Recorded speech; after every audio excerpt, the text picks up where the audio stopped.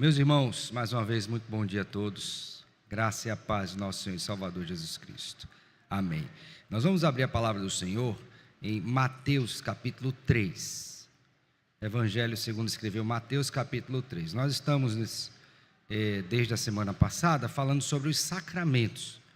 Aí abordamos as duas sessões iniciais e hoje vamos seguir a partir da terceira sessão deste capítulo, tá bom? Capítulo número 27 da nossa confissão de fé, ok? E o texto inicial será esse de Mateus capítulo 3. Nós vimos a questão dos sacramentos, como que eles são definidos, aquilo que eles representam, o sinal e o significado. Vimos também como que se davam no Antigo Testamento e a mudança para o Novo Testamento, revelando que, a despeito da mudança na forma de ministração, mas você tem ali a prevalência, não é? A continuidade do significado daquilo que era realizado no Antigo para o que está sendo agora realizado no Novo, amando sob ordem do nosso Senhor Jesus Cristo. Então hoje, retomando da sessão 3 deste capítulo, nós vamos ler inicialmente o texto de Mateus capítulo 3, não é? Verso número 11, tá bom? Atentar para este verso. Antes de lermos, vamos orar mais uma vez ao Senhor nosso Deus, pedindo que Ele nos abençoe, nos dando a compreensão da sua palavra.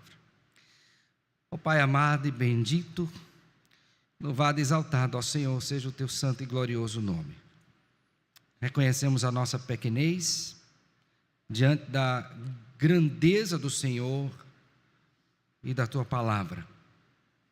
Por isso, ó Deus, clamamos em Jesus Cristo, teu Filho amado, que sejamos iluminados pelo teu Santo Espírito, que possamos compreender, ó Deus, discernir coisas espirituais e ver a verdade do Senhor aplicada à nossa vida e nos transformando, ó Deus, de tal modo que mais e mais pareçamos com o nosso Redentor, o nosso Senhor Jesus Cristo.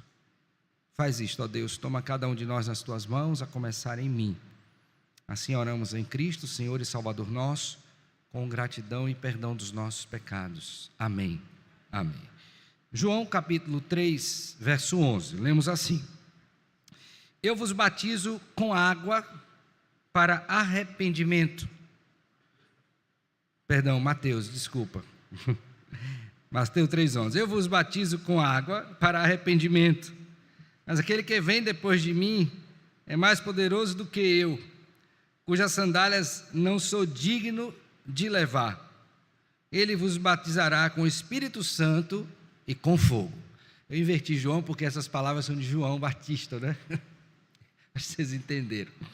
Mas, meus queridos, aqui você tem parte do ministério deste profeta, um grande profeta, segundo as palavras do próprio Senhor Jesus Cristo, dos nascidos de mulher, ninguém era maior do que João Batista. E duas coisas são muito evidentes no ministério deste profeta. A primeira delas é a pregação da palavra, que você vai ver aí no capítulo 3, logo no início, ele anunciando o evangelho do arrependimento, arrependei-vos e crede. Mas o outro também era este ministério relacionado com o exercício deste sacramento, a saber, o batismo.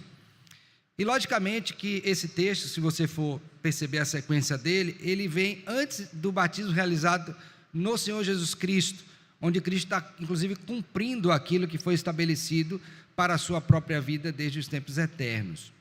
Assim sendo, quando nós olhamos para esta atividade do João Batista, e relacionando isso com o tema que temos visto, a saber, dos sacramentos, alguns pontos precisam ser considerados. O primeiro deles, eu queria que você olhasse aí para o texto bíblico, é que você vai ver uma pessoa que ela é divinamente ordenada para fazer esta tarefa, para realizar essa tarefa. Não foi qualquer pessoa. Inclusive João Batista foi profeticamente anunciado, basta você ler a profecia de Malaquias que você vai ver isto lá presente, com muita clareza, aquele que seria o precursor do Senhor Jesus Cristo. Então ele não está aqui de moto próprio, Houve uma ordenação do Senhor, soberanamente, portanto, para que ele realizasse isto. A segunda coisa está relacionada com o fato de que aquilo que ele está realizando, eu já falei isso anteriormente, inclusive, está num momento de transição aqui entre a antiga e a nova aliança. Então foi levantada a pergunta, né? Porque Cristo não tinha ordenado, como é que ele estava executando, e eu já expliquei isso anteriormente. Então você precisa também entender esse contexto em que esse batismo está se dando. E aí, nesse sentido, você vai observar que esse batismo ele está sendo realizado com um elemento que é a água. E aponta para algo que o próprio Senhor realiza em nós. Então esse sinal exterior aponta para uma realidade interior. E na semana passada eu li com os irmãos o texto de Tito, capítulo 3, mostrando que o apóstolo Paulo fala sobre esse lavar renovador e regenerador do Espírito Santo, ou seja, somos lavados, regenerados e limpos de toda a sujidade do pecado, isso também por ação do Senhor. E aí, quando João Batista toma essas palavras, ele faz aqui uma separação também nítida no texto. Eu queria que você olhasse para o texto, assim, aquele vem, que depois de mim é mais poderoso do que eu, então ele está se referindo aqui a Cristo Jesus, cujas sandálias não sou digno de levar. Aí ele diz, ele vos batizará com o quê? Com o Espírito Santo e com fogo. O I aqui não é de somatória, é de diferença. De tal sorte que ele está dizendo o seguinte: aqueles que são incluídos na aliança são recebidos pelo Senhor, são lavados, são regenerados, mas aqueles outros serão condenados. E o fogo aqui é no termo de condenação. Tanto é que o verso seguinte diz: a sua pá ele a tem na mão e limpará completamente a sua eira, recolherá o seu trigo no celeiro, mas queimará a palha em fogo o quê?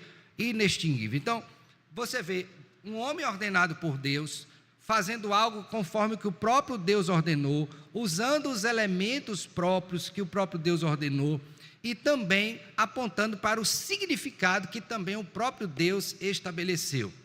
Tendo isso em mente, eu gostaria que você agora visse aí na Confissão de Fé, a seção 3, de onde vamos retomar. Por favor, acompanhe comigo, Confissão de Fé, capítulo 27, seção 3. Diz assim: a graça significada nos sacramentos, ou por meio deles, ou seja, eles são meios de graça, portanto, Deus comunica-nos da sua graça através destes sacramentos, tá bom? Então, imagine que você tem a torneira aqui e o balde, ok? Como é que a água que sai da torneira vai chegar neste balde? Por meio do cano, é o meio pelo qual, através do qual, a água passa para então chegar lá no balde. Então imagine, a graça de Deus chega até nós por meio deste sacramento, meio de graça. Então ele diz assim, olha, a graça significada nos sacramentos, ou por meio deles, quando devidamente usados, preste atenção a isso, o que seria esse devidamente usados? A pessoa ordenada, com a fórmula estipulada, com o elemento designado pelo Senhor, aqueles que são dignos de receber. Então tudo isso está aqui envolvendo aquilo que é devidamente. Então não pode fugir desse padrão estipulado pelo Senhor, ok? Devidamente utilizado, não é conferida por qualquer poder neles existentes. Neles o quê? No pão, ou no vinho, ou na água. Não tem poder no pão, no vinho ou na água. Não tem poder em quem ministra. O poder é do Senhor. Ele se vale desses meios. Ficou claro? Então é aqui, não é conferida por qualquer poder neles o quê? Existentes. Então, vamos supor, que a gente vai ministrar a ceia, e aí você faz aquela oração quando dá preparação para consagrar os elementos que serão usados ao Senhor, mas depois dali, irmãos, logicamente que a gente tem que dar o trato correto, mas eu não se sobrar pão, eu não saio daqui com o corpo de Cristo. Eu não saio daqui com o sangue de Cristo, se sobrou vinho. Eles continuam sendo o quê? Pão e vinho. Então o poder não está nesses elementos. O poder não está em quem ministra esse sacramento. Embora tenha se lhe dado uma outorga de autoridade para fazê-lo em nome do Senhor. Mas não há poder inerente em quem ministra. Está claro isso aqui, irmãos? Ok?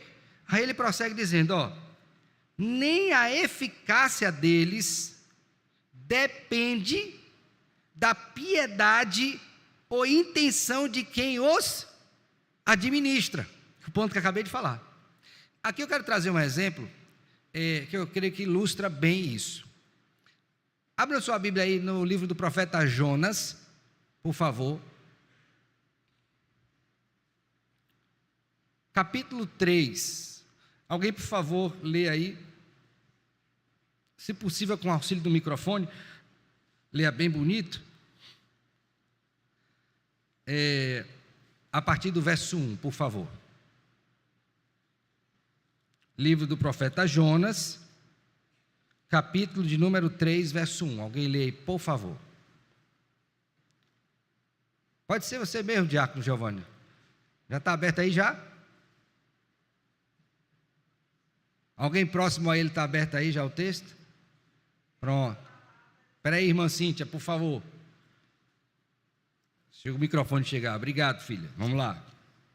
Veio a palavra do Senhor segunda vez a Jonas, dizendo: Dispõe-te, vai à grande cidade de Nínive e proclama contra ela a mensagem que eu te digo. Levantou-se, pois, Jonas e foi a Nínive, segundo a palavra do Senhor. Ora, Nínive era cidade muito importante diante de Deus, e 3 dias para percorrê-la. Começou Jonas a percorrer a cidade, caminho de 1 dia, e pregava e dizia: ainda 40 dias, e Nínive era subvertida. Pronto. Deus deu uma missão para Jonas, e a missão era qual? Você vai pregar o evangelho. Meio de graça, não é não? A palavra de Deus? Não é? Meio de graça. Só que tem um detalhe importante. Quando Jonas foi pregar, ele foi logo de primeiro assim, de pronto. A Bíblia relata que não foi assim não. Pelo contrário, ele resistiu e foi para o extremo oposto. Tanto é que ele foi lançado ao mar, e lá no ventre do grande peixe ele orou, arrependido. Deus então comanda ao grande peixe que o coloca na praia, e ali ele começa a pregar. Mas ainda assim ele não foi de livre vontade. Tanto é, agora Cíntia, por favor, prossiga aí no verso 5. Está no ponto? Vai lá, 5. Os ninivitas creram em Deus e proclamaram em jejum, e vestiram-se de panos de saco, desde o maior até o menor. Pronto, agora vá para o verso 1 do capítulo 4, desse mesmo livro. Com isso Desgostou-se Jonas extremamente e ficou irado. Pronto, então veja, se depender do vaso é bem pentecostal, né? Se depender do vaso que Deus usou para transmitir a palavra, se dependesse dele, a eficácia da palavra, esses ninivitas seriam salvos? Não. Primeiro que logo ele não foi com prontidão, não dispôs. Segundo que tendo ido pregado, foi ligeiro, né? Foi correndo, sem compaixão nenhuma. Sem compaixão, bem lembrado. Tanto é que Deus vai trabalhar isso com ele. E ainda ficou com raiva, porque ele sabia que Deus iria agir a despeito dele.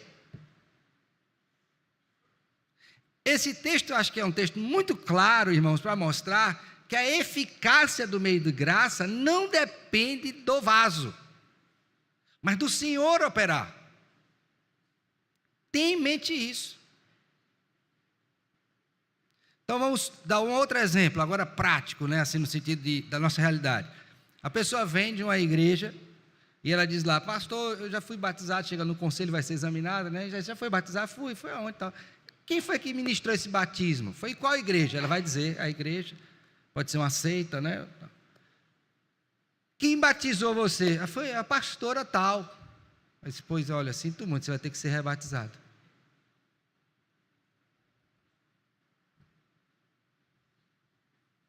Por quê? Aí vem para o segundo aspecto. A despeito de não depender a eficácia do meio de graça de quem o executa, todavia eu não estou livre para fazê-lo como eu acho que é, mas segundo o que Deus ordenou. Agora abra a sua Bíblia aí, por favor, em 1 Coríntios, capítulo 11, verso 23. Veja esses dois textos como eles são importantes, tá? Entenderam o de Jonas aqui? Tranquilo? Pois bem, vamos 1 Coríntios, capítulo 11, verso de número 23. É o texto clássico quando a gente vai ministrar a ceia. Mas eu quero que você atente para essa expressão, tá? Veja bem isso. Paulo vai dizer o seguinte: porque eu recebi do Senhor o que também o quê? Vos entreguei. Gravou isso aí? Nesse texto ele está falando o seguinte: do jeito que eu recebi de Deus, eu estou passando para vocês como que esse sacramento tem que ser ministrado. Está claro aqui? Agora vamos para esse mesmo livro, capítulo 15, por favor. A partir do verso 1. Veja bem, ó, a fidelidade do apóstolo Paulo. Eu recebi de Deus e eu estou entregando do jeito que Deus me ordenou. Sobre o que ele estava entregando? Sacramento, instrução de sacramento. É assim. No capítulo 15, verso 1, lemos: irmãos, venho lembrar-vos o evangelho que vos anunciei, o qual recebeste, no qual ainda perseverais. Por ele também sois salvos, se retiverdes a palavra, tal como vou-la preguei, a menos que tenhais crido em vão. Agora presta atenção. Antes de tudo, vos entreguei o que também recebi. A mesma expressão. Paulo aqui está estabelecendo um correlato importantíssimo para nós quando a gente pensa em sacramento. A mesma fidelidade com que ele recebeu o evangelho e está repassando, é a mesma fidelidade com que ele recebeu a instrução sobre o sacramento e está repassando. Portanto, assim como eu não tenho autoridade para adulterar a palavra de Deus, eu também não tenho para fazer com os sacramentos. Em nada. Eu tenho que fazer do jeito que eu recebi de Deus. Estão percebendo a seriedade? Então eu não posso inventar de querer batizar a pessoa com shampoo. Estou inventando, tá? Com champanhe para ficar mais chique. Não. Eu tenho que fazer do jeito que Deus ordenou. Eu não posso alterar os elementos da ceia. Eu não posso alterar a ordem, o significado, o sinal. Não posso. Eu não posso entregar para qualquer pessoa fazer. Embora saiba que a eficácia destes sacramentos não depende de quem o faz. Mas esse mesmo Deus que isto diz, também estabelece o padrão. Está claro, irmãos? Tem perguntas? Diga, meu filho. Só um instante. Então, só enquanto o microfone chega, lembra, ó, a graça significada não é conferida por qualquer poder neles existente, ou seja, não está no elemento, na água, porque a água é diferente. Aqui a propósito, né? Me batizei nas águas do Jordão. O batismo é mais poderoso? É mais poderoso, irmãos? Não. Não é mais poderoso, porque a eficácia não depende do elemento. O pão de Belém pode ser até mais gostoso, mas a eficácia não depende disso. Porque pense no pobrezinho, irmã Maria Alice, lá do interior do Piauí, que não tem condição nem quiçá de pensar em Israel, e nunca foi batizado, mas o pastor vai lá, o obreiro do Senhor abençoado, e vai lá e ministra com ele, com um pouco de água que tem na cacimba, que ele vai escolher entre beber e ser batizado. Aí esse batismo não é eficaz? Porque não foi na água do Jordão? Estão entendendo a amplitude disso? Irmão Paulo, depois para ti, tá? Bom dia, pastor. Pastor, eu Bom queria dia. que o senhor tirasse uma dúvida minha, a questão da ceia. Qual a maneira correta, um exemplo? A ceia foi usada e sobrou vinho ou pão. Qual a finalidade dos elementos que sobraram, a maneira correta de usar? Eu vou usar uma expressão que eu ouvi, o descarte responsável. Acabei de falar que eles não são corpo e nem sangue de Cristo, mas eu não posso agir com leviandade ou com descaso e chegar aqui vai uma instrução para os diáconos, não que tenham feito, tá? Mas para não fazer, por favor. Chegar aqui, passar a mão, abrir uma sacola preta, né? Jogar tudo dentro. Não, você vai levar para o lugar próprio que tem aqui. Recolher, condicionar direitinho e fazer o descarte. Você não está descartando nem o corpo de Cristo, nem o sangue. Mas você está tendo um zelo para com aquilo que é, ou que foi, dedicado ao serviço ao Senhor. Vocês estão entendendo, irmãos? E o que eu estou dizendo aqui não é que haja uma sacralidade nisso. Mas eu tenho que ter essa responsabilidade. Por quê? Não é por causa da minha consciência, porque eu sei que não é. É de quem está vendo. Rapaz, o que fizeram? Você imagina um católico romano que tem a concepção de que é o corpo e o sangue, vendo um negócio desse? Sacrilégio. Então eu tenho que ter esse cuidado, tá? Que as crianças, de maneira bastante pronto. Perder a solenidade desse ato. disso, né? Olha, em uma igreja que os meninos descobriram, né, que os diáconos botavam, porque assim, o diácono pegava, recolhia a ceia e depois ia cuidar do dízimo. Aí quando terminava lá, vinha para... Quando chegava lá, cadê o vinho?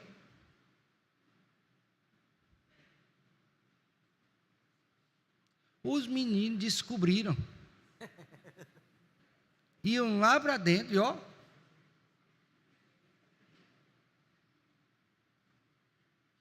Deu confusão isso, né? Não é para fazer isso. Exatamente por essa questão agora levantada pelo pastor. Tá bom? E você entendeu? Ó, aqui não é uma coisa santa, mas eu tenho que ter esse cuidado, esse zelo.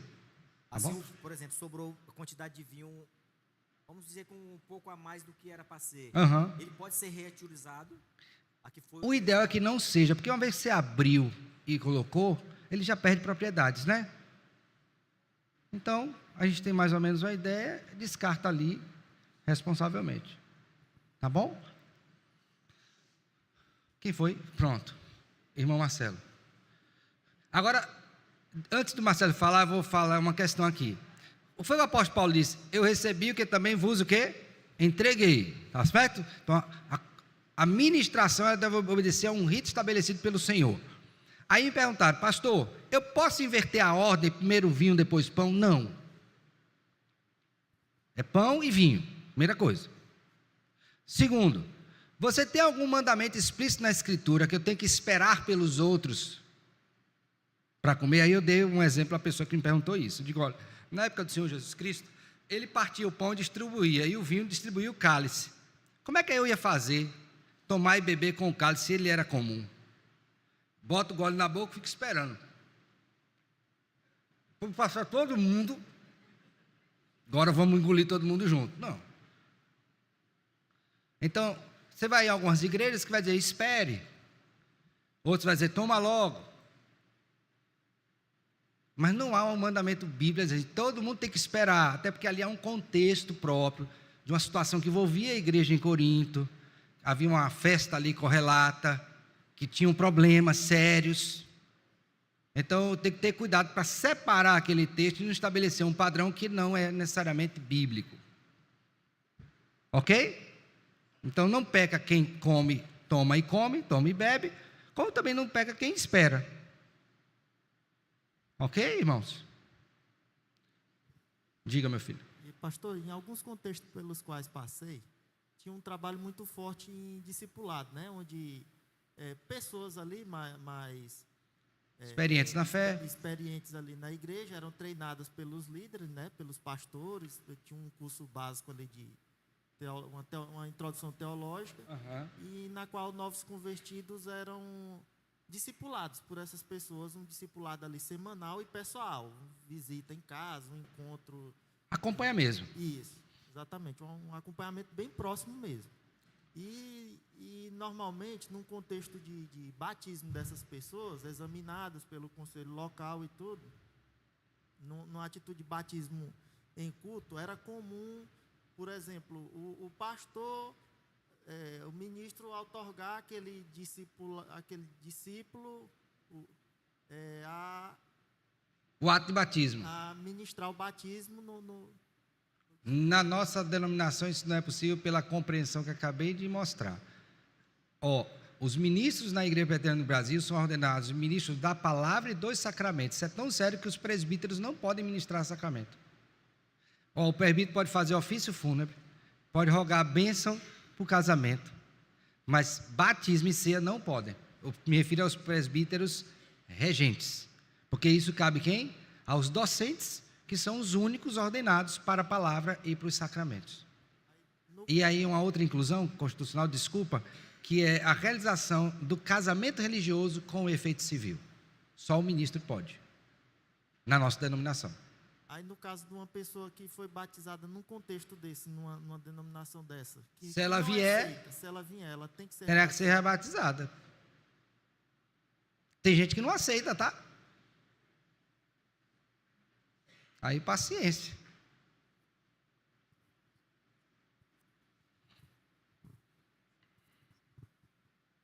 Pastor, por que em 1 Coríntios 11, 33, diz assim: assim, pois, irmãos meus, quando vos reunis para comer, esperais uns pelos outros. Pronto. Algumas igrejas, eu acho que a nossa, né, aqui, a gente não espera um pelos outros.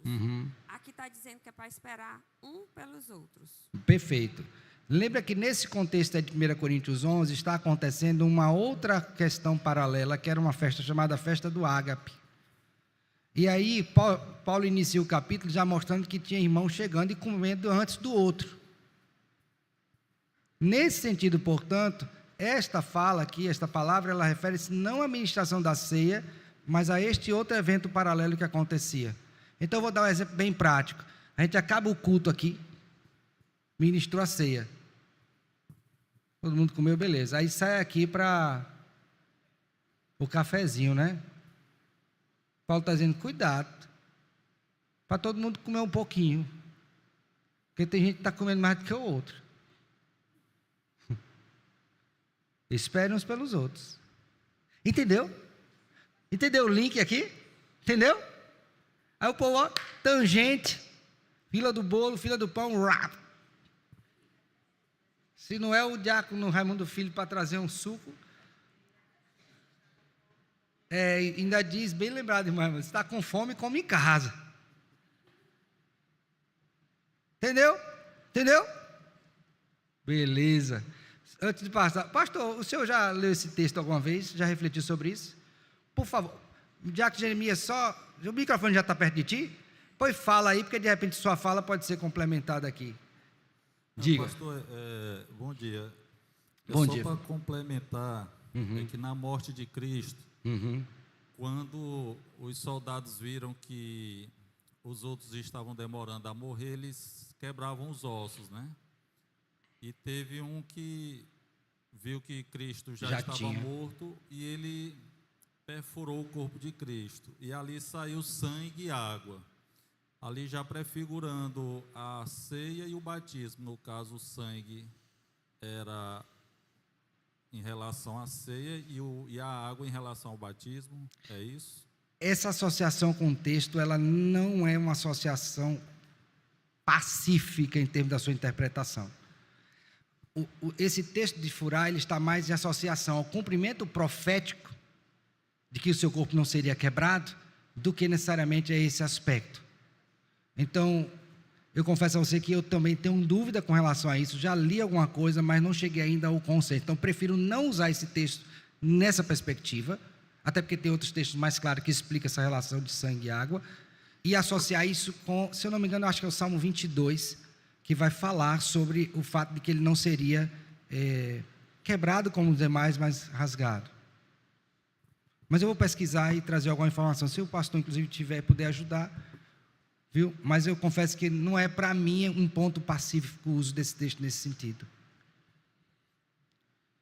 Lembrando da festa do ágape, tá? Sim. Vamos lá. Quanto ao texto, o texto próprio não faz essa relação, né? Então aí a gente teria que ser cauteloso mesmo.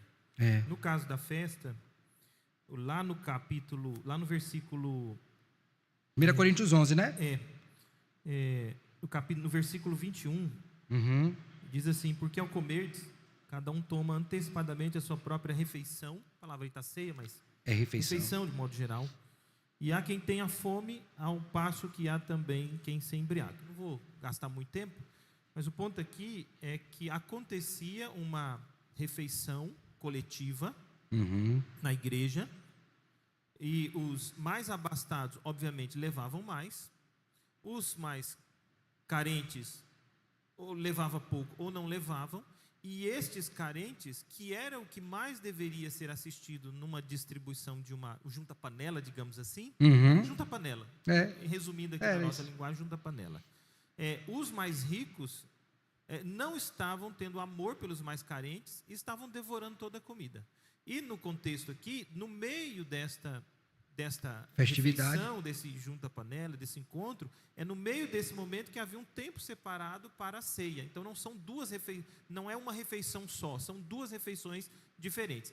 O junta-panela, uma festa ágape, e num momento particular, então, no contexto do culto ali, a ceia do Senhor. Exato. O texto de esperar está atrelado não à ceia do Senhor, mas está atrelado a esse contexto de que os mais ricos estavam devorando, se embriagando, deixando as pessoas com fome, e a exortação de Paulo é: vocês têm comida de sobra em casa, então já venha satisfeito, para que vocês não venham aqui com guludice. É mais ou menos isso. Perfeito. Né? Então, espere pelos outros, fundamentalmente, cuidem dos mais necessitados aqui, porque eles não teriam uma outra fonte de refeição. Então, tomem cuidado com isso. Então, isso, né? Uma festa geral, um ajuntamento, onde as refeições eram levadas por todos, e em algum momento pontual havia a ceia do Senhor.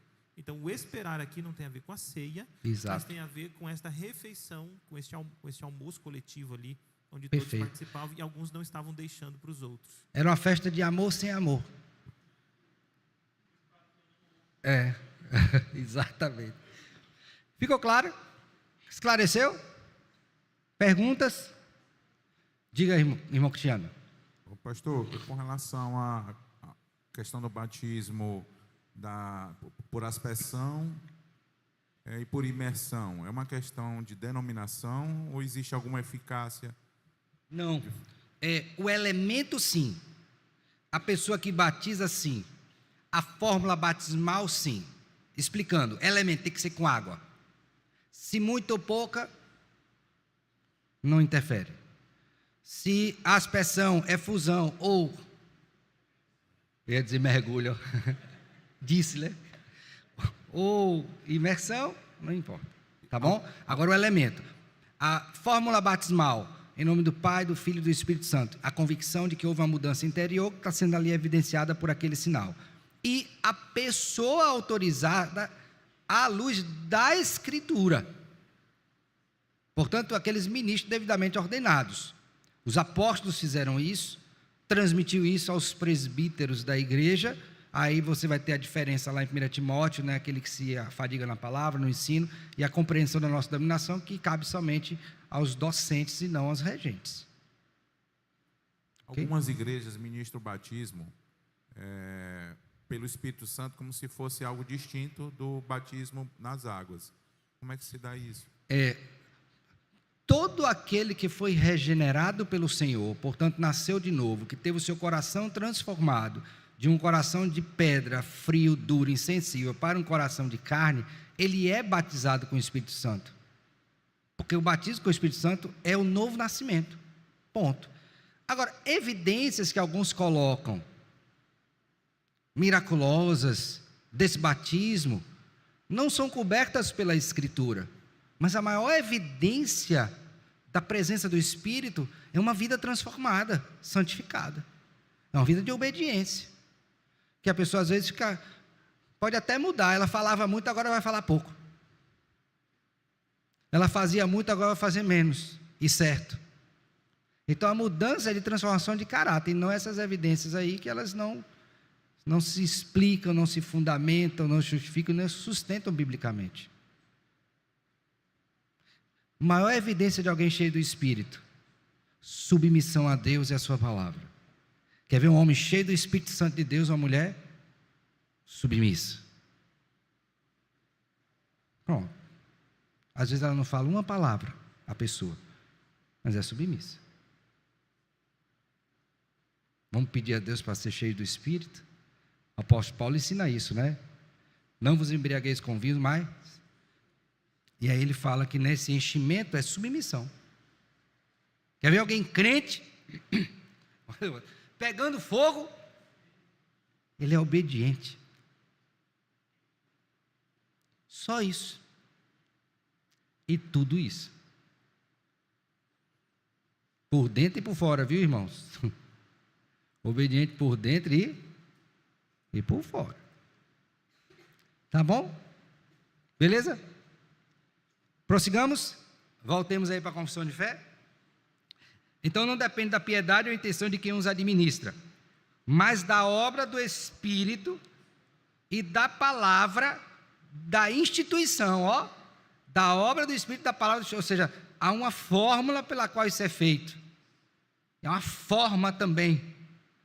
Tá bom? A qual, juntamente com o preceito que autoriza o uso deles, preceito bíblico, contém uma promessa de benefício aos que dignamente o recebem. Então veja só, quando você ministra tudo conforme Deus ordenou, tudo, você tem embutido ali uma promessa de benefício. Então, por exemplo, quando nós participamos da ceia do Senhor, a gente vai estudar a ceia mais especificamente, você tem promessas ali embutidas na ceia. Quando você participa do batismo, do mesmo jeito. Ok? Então, eu tenho que estar consciente que não é só o fazer por fazer, mas é toda uma implicação espiritual no ato de participar destes sacramentos e nos benefícios que são conferidos pelo próprio Deus a partir destes sacramentos. Não é à toa que são meios de quê? De graça. Então a graça do Senhor vem sobre mim quando participo desses sacramentos conforme Ele assim ordenou. Tranquilo? Aí, pastor, e as promessas? Eu vou reservar essa resposta para quando formos estudar especificamente o batismo e a ceia, para não pular a etapa. Tá certo? Mas saiba disso, que tem o quê? Promessas para aqueles que dignamente participam deste sacramento. Tranquilo? Podemos seguir? Diga, irmão.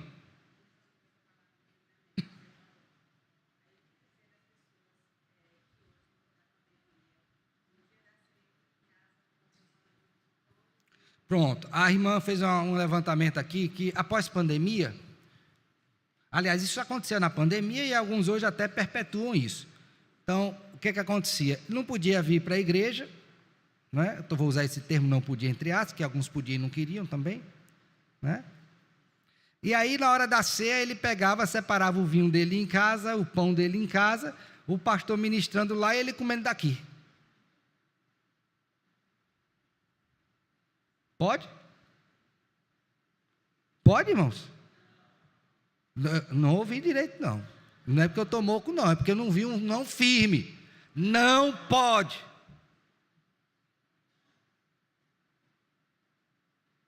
Pastor, mas eu estou no mesmo sentido.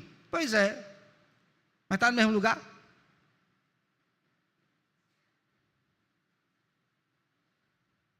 Não está.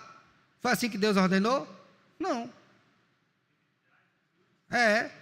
Teve drive-thru de ceia. Misericórdia. Irmãos, a gente tem uma mente fértil, né? Para fazer coisa errada. Drive-thru de ceia. Impossível. Gente sendo batizada em casa. Que loucura é esta, irmãos? Não pode. Assim também como não tem culto pela internet, irmãos. Daqui a pouco tem culto intergaláctico. Culto é presença, é comunhão. Culto é Deus chamando o seu povo a um lugar onde Ele se reúne com o seu povo. Pode ser aqui, ali ou acolá, mas é ajuntamento. Não tem negócio telepático. Aí a gente pega esse costume das igrejas pentecostais, bota o copinho de água lá em cima da geladeira, né? Na televisão. Você ora de lá e eu bebo de cá. Beba com fé, viu? Porque se não funcionar, o problema está na sua fé. Não no expediente. Só que a gente está aprendendo à luz da Escritura que o expediente é importante. Porque foi designado por Deus. Não foi por mim, nenhum de nós. A gente inventa.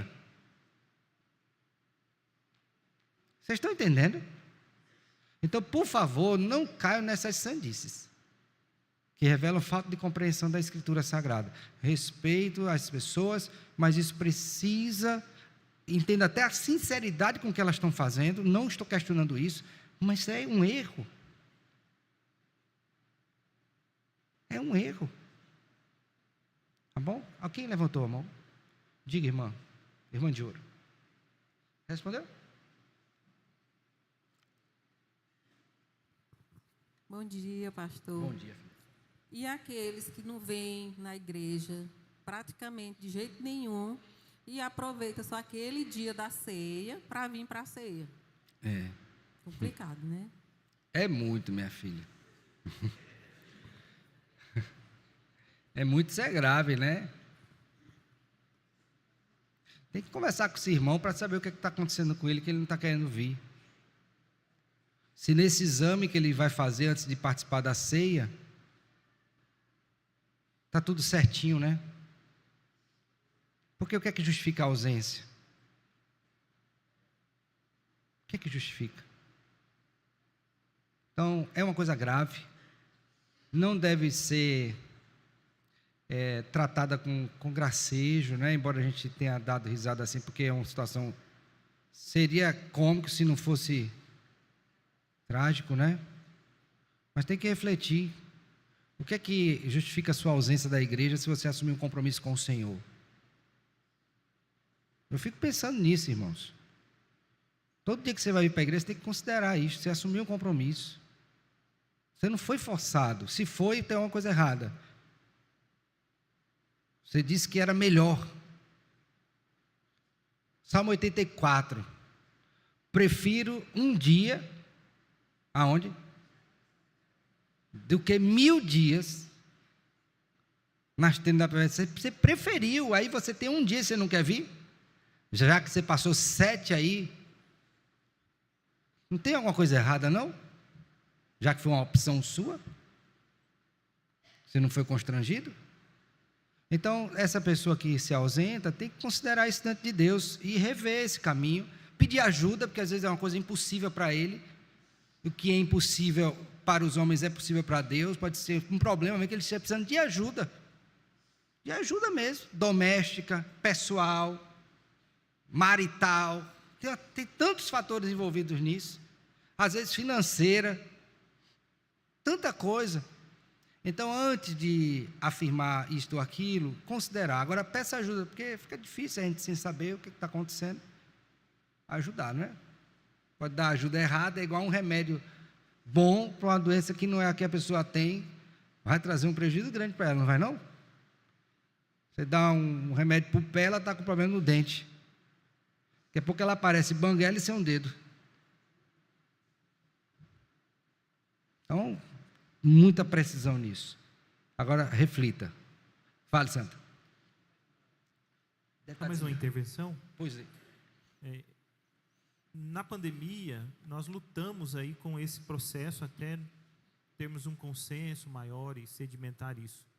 Mas o que fica claro para nós é que a transmissão do culto não proporciona àquele que está assistindo a participação no culto. Exato. Ele está assistindo um culto. Uhum. Ele não está cultuando a Deus no sentido congregacional adorativo. Perfeito.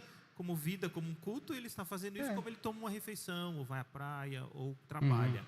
Mas no sentido de comunhão congregacional adorativa na reunião do povo da aliança no dia do Senhor, ele não está cultuando a Deus, ele está assistindo a transmissão de um culto.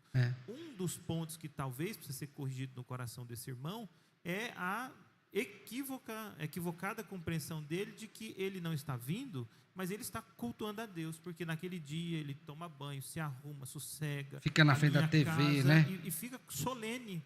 Não é que está de modo banal ali comendo pipoca ou fazendo a comida, preparando não sei o quê, os moleques correndo e brincando.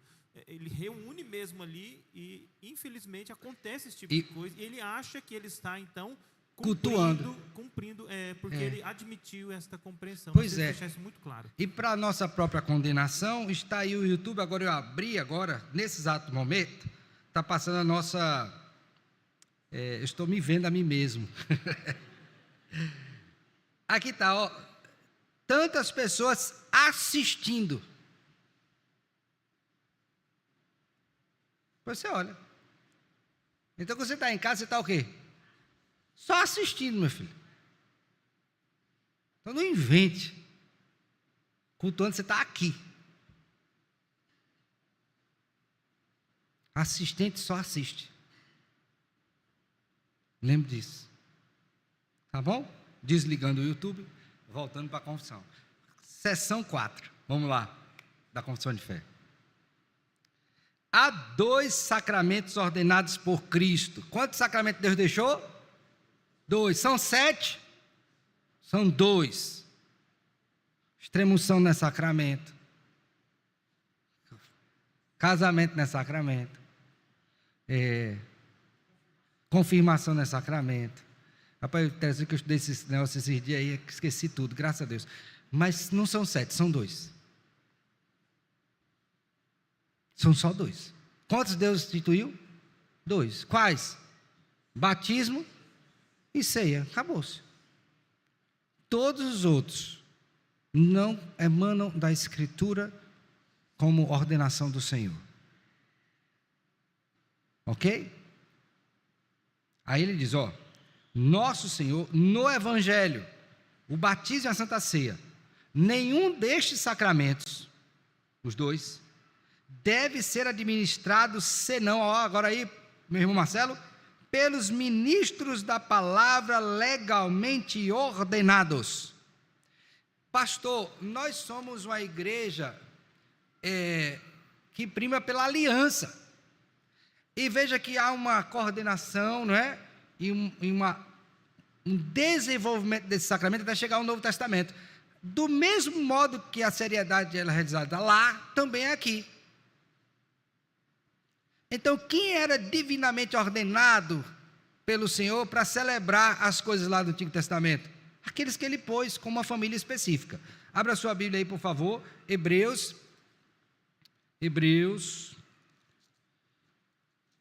capítulo 5.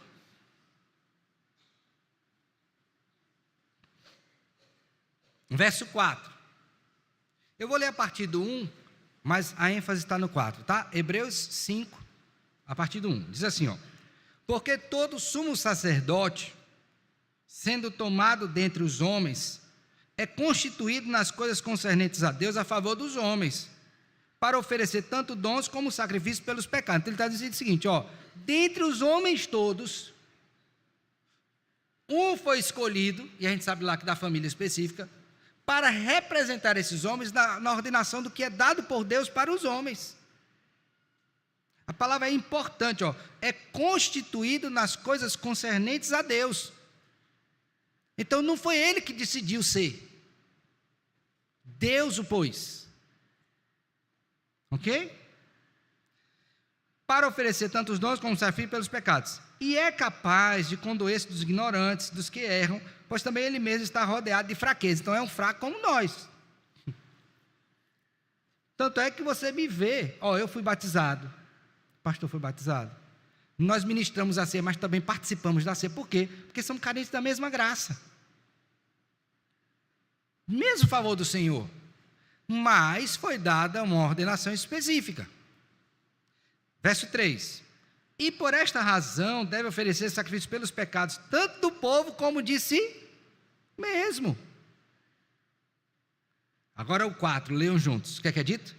Ninguém, olha bem, ninguém, pois toma esta honra para si mesmo, senão quando chamado por Deus, como aconteceu com Arão. Tá bom. Esse padrão que está aqui na nova aliança. Então eu não posso dizer que, porque agora eu me senti. Não, me senti o quê? Está se sentindo muito. Você tem que obedecer. Deus disse que não é para fazer, não faça. Mas, Senhor, nós estamos... Pastor, né? Pastor, nós estamos num mundo diferente. É tanto empoderamento. Por que não, pastor? Porque Deus não autorizou. Isso é razão suficiente para você acalmar o seu coração e fazer o que Ele ordenou. Qual a dificuldade? Meu pecado. Eu não quero fazer. Aí eu invento. E coloco outros debaixo de juízo também. Porque vão seguindo esse caminho de impiedade. Vocês estão entendendo a seriedade disso? Alguém não entendeu? Então Deus instituiu 2. E quem vai fazer? Não pode ser qualquer um. Está claro, irmãos? Tem perguntas? Não tem pergunta não? Que benção. Vamos abrir a Bíblia aí, por favor. Mateus 28, 19.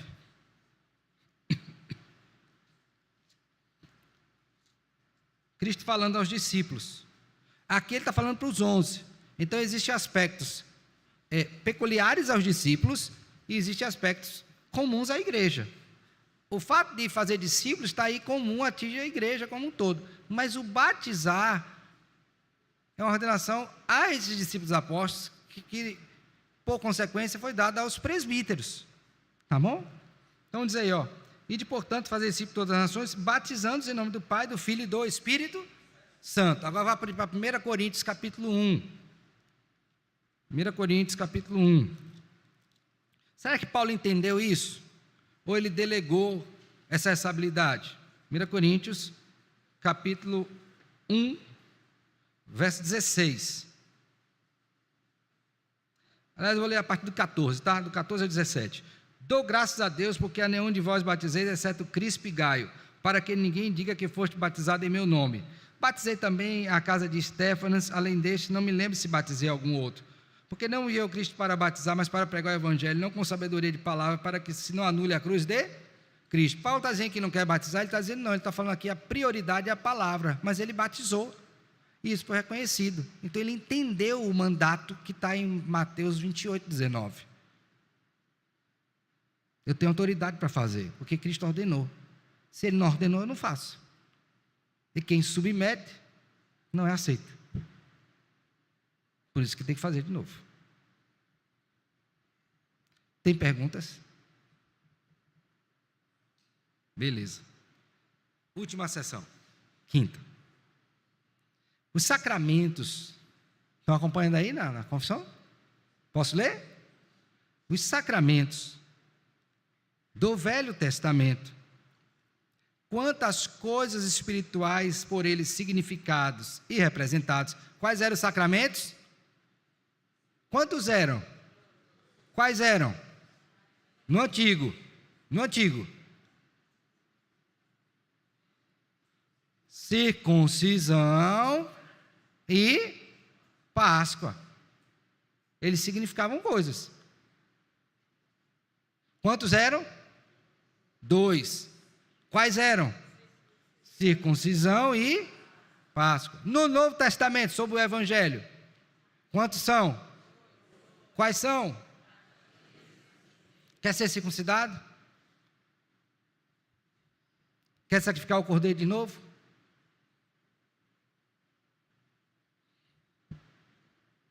Porque não tem mais essa necessidade. Diga.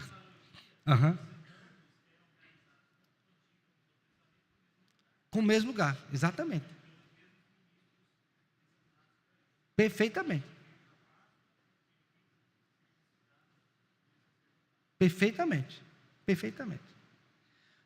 Então, esses sacramentos do Velho Testamento, quantas coisas espirituais por eles significadas e representadas, agora preste bem atenção e grife aí na sua confissão, eram em substância é o quê? O cerne, a essência, diferir que é na forma, mas a essência, né? A substância, os mesmos que do Novo Testamento.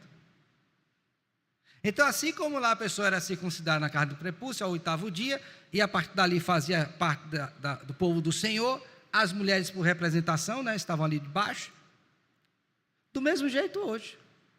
Só que hoje as mulheres podem o quê? Podem, são batizadas. Mas o significado era o mesmo. Essa inclusão na aliança faz parte do meu povo. No caso da ceia, por causa do sangue, nós não fomos consumidos. Se estivesse lá na Páscoa, o sangue passado o quê? Nas vergas, na ombreira e na verga, né? Na verga e nas ombreiras. Então, passava por cima o anjo, vingador. Hoje, quando você participa da ceia, você diz, Senhor, mais uma vez o Senhor passou por cima, né? Ou me lembrou, né? Que o Senhor passou por cima. Não fui consumido. A sua ira não me alcançou. Justa ira não me alcançou. Diácono Raimundo Paz aqui, por favor. Então, o significado era o quê? A melhor substância era a mesma.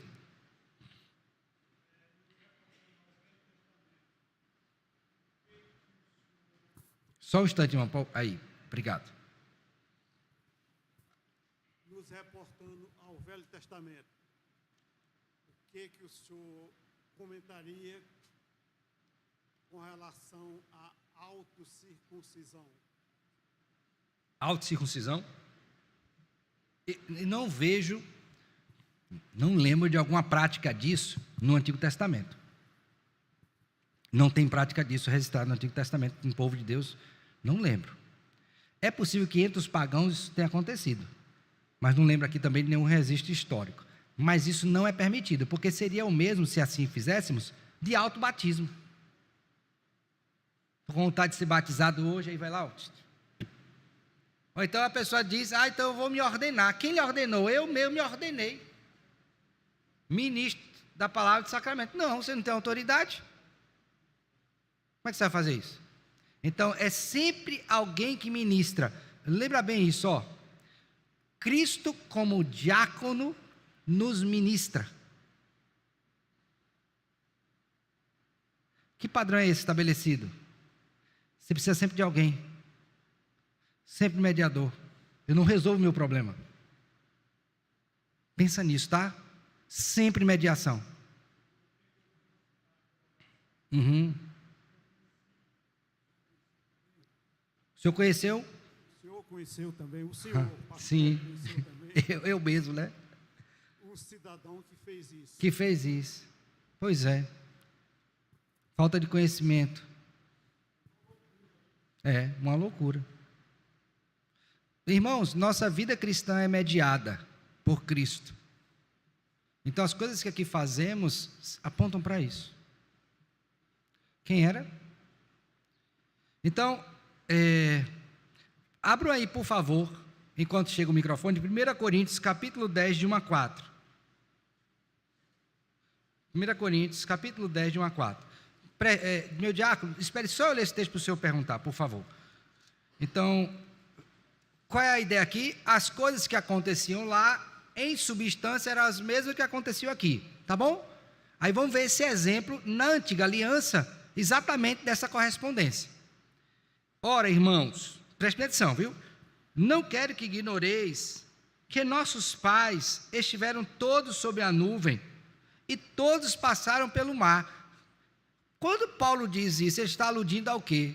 Ao período de peregrinação e à passagem do mar, o quê? Vermelho. Como é que ele enxerga aquilo? Tendo sido batizados, assim na nuvem como no mar, com respeito a Moisés. Todos eles comeram de um só manjar espiritual e beberam da mesma fonte espiritual, porque bebiam de uma pedra espiritual que os seguia, e a pedra era... Então veja, ele está dizendo aqui, aquilo que acontecia lá, tem como substância o mesmo que está acontecendo aqui. E aí ele prossegue, aí dissertando sobre outros exemplos que aconteceram com Israel no Antigo Testamento, fazendo as suas devidas aplicações. Então, guarde essa informação, tá?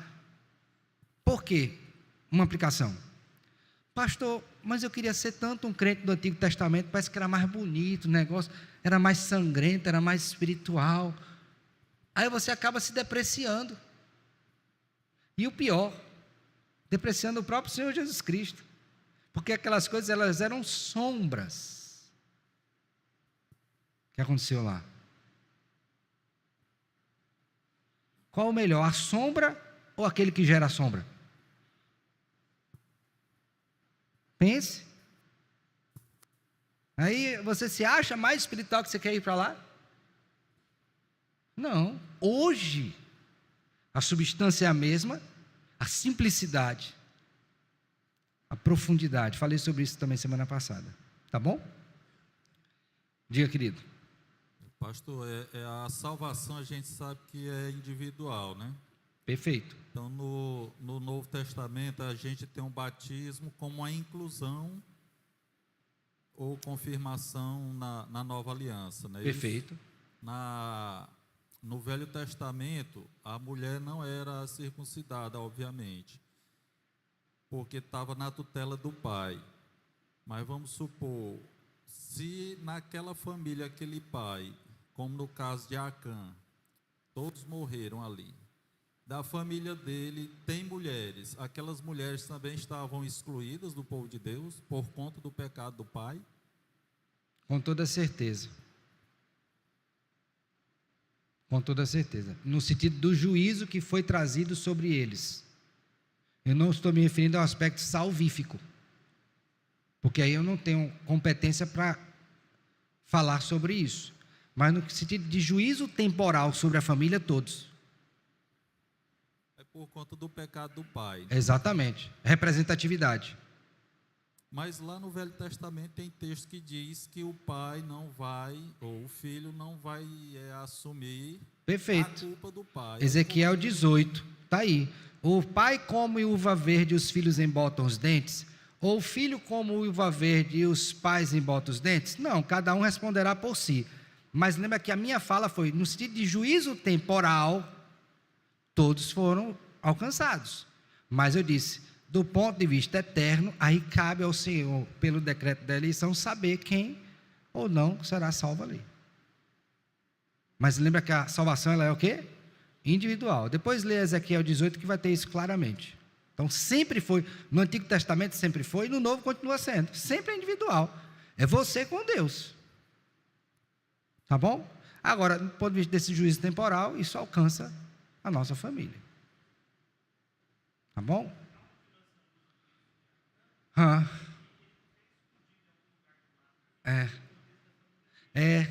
Bem lembrado. Quando ele escondeu o que pegou, aquilo ali certamente teve ciência, não só dele, mas de outros. Porque escondeu onde? No contexto familiar. Então, por certo, alguém estava comendo junto com ele ali da rebenesse do pecado. Padeceu junto. Veja bem, ó, irmãos, entendam uma coisa. Os nossos pecados atingem nossa família. Ou não? Sim ou não? Lógico. Assim como também a nossa vida abençoada atinge também. Então não vamos falar só de coisa ruim, não, coisa boa. Sua vida organizada, agendada, tudo direitinho, traz benefício para a sua família. Agora a desordem dela também prejudica. Temporalmente falando. Então é possível que você tenha uma família que a cabeça está desorganizada, atinge os filhos, mas você tem um filho íntegro ali dentro. E ele vai ser salvo. Pela graça. Mas o efeito ali, meu filho, é grande. Ok? Perguntas? Impressionante, né? Como a nossa vida com Deus abre os nossos olhos para muitas coisas. O Evangelho faz isso. Então comece a pensar sobre você e sobre sua família. Comece a orar, jejuar, acertar as coisas. Ponha a casa em ordem. Não estou dizendo que você vai morrer não, tá? Mas ponha a casa em ordem. Ok? Irmã Rosa. A senhora quer falar, irmã Glória? Sim ou não? Pastor, assim, Diga. quando eu leio esse texto, Qual deles? assim, Êxodo, a vida de Moisés. Não sei, assim, o que a gente vê, parece que Moisés estava um pouco desorganizado, Em que sentido? cuidando muito do povo, esquecendo um pouco da sua família. Né? Tá. Eu lembrei disso. Quando isso aconteceu em Êxodo 18, Deus botou um bom sogro para ele, Sim, para primeiro trazer a esposa e os filhos. foi. Que a Então gente não vê tem isso. vida de líder sem família. Segundo, meu filho, está muito trabalho, divida esse negócio. Se o conselho for bom, Deus aprovar, você faça. Então, é possível que em algum momento ele tenha se desorganizado, porque ele é um pecador como nós. Nós somos como ele. E em relação também à circuncisão do filho, né? Outro problema ali já. Ele não cuidou, foi obrigado a mulher tomar a frente, né? Que a gente sabe que isso não é bom, e circuncidar o filho. Porque, Ele, assim, o que eu vejo parece ele que não tava podia muito- tomar a frente porque ele estava brigando. Então a mulher fez como escapatória. Lembra desse quadro, né? Ele estava lutando lá. Então ela tinha que fazer para escapar o marido e o filho, né? Então lembra bem disso, tá? Certo. Quando a gente olha para o Antigo Testamento, são pecadores. Como nós somos, carentes da mesma graça, e que deveriam seguir ao Senhor, e que foram levantados pelo Senhor para fazer trabalhos específicos, redentivamente falando, tiveram favor do Senhor para isto, mas Deus não exclui de apresentar que eles também erraram e pagaram por isso. Exemplo de Moisés que a senhora citou. Moisés entrou na Terra Prometida? Por quê? Não foi porque ele esqueceu da família e tal, porque ele, olha só isso aqui, viu? Ele não santificou ao Senhor.